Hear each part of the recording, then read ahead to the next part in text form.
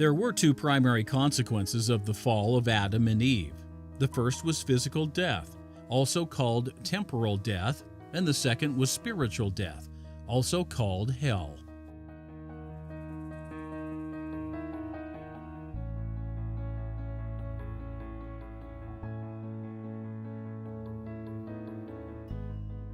For our purposes here, we will focus only on the second.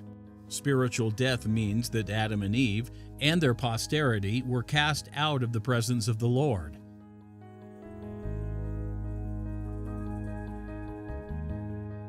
We tend to think of being cut off from the presence of the Lord in terms of physical location.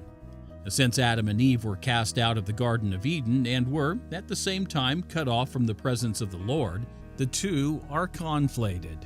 Adam and Eve were no longer geographically situated in the place where God resides, the Garden of Eden, and therefore were not in His physical presence. In part, this logic holds. Adam and Eve and all mankind have been cut off from God's physical presence.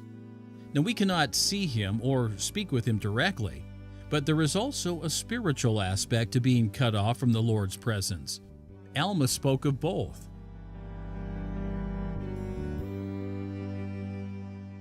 We've been both physically cut off, which Alma calls temporal, and spiritually cut off.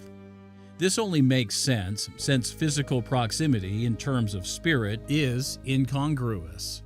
After all, a conscious universe is filled with the light of Christ, which emanates from God Himself.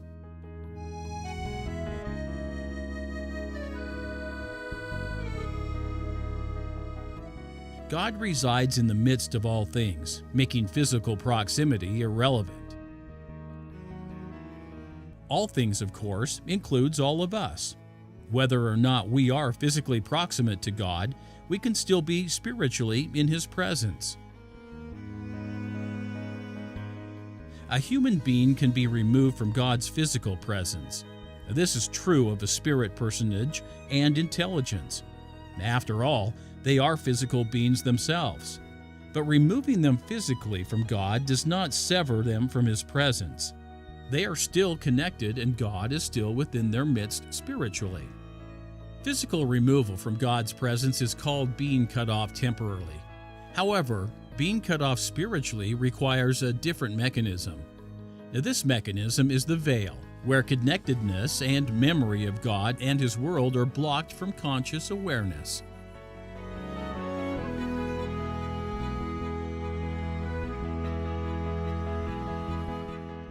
This explains the experience of the brother of Jared.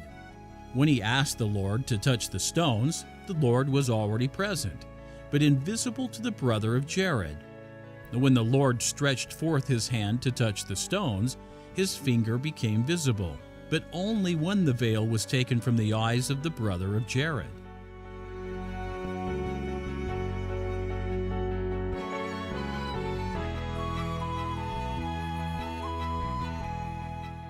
Later, the veil was lifted entirely and the Lord showed Himself. This He called the redemption from the fall.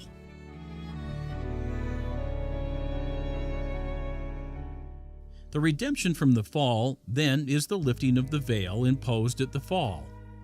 The bringing back into the presence of God is the lifting of the veil, and the cutting off is the imposition of the veil, spiritual death or hell.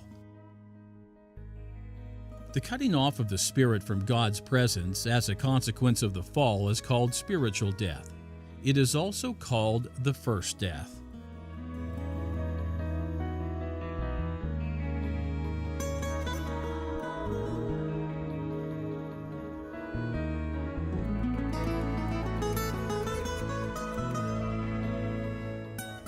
The resurrection and redemption of Jesus Christ brings man back into the presence of the Lord.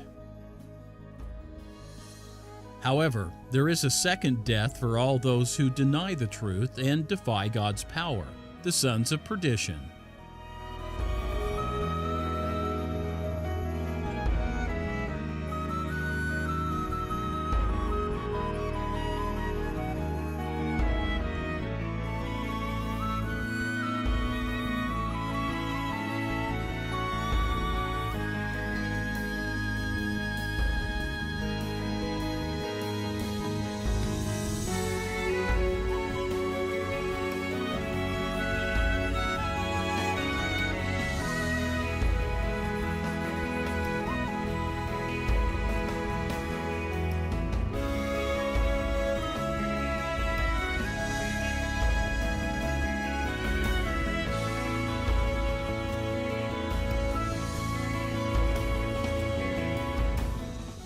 These will be redeemed from temporal death. That is, they will be resurrected, but they will not be redeemed from spiritual death.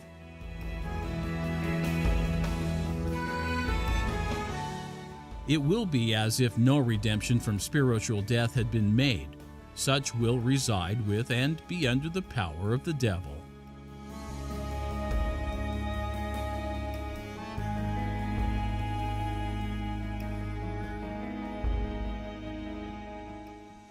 Instead of the veil being lifted and entering the presence of God, the veil will remain, and these sons of perdition will never again enter God's presence.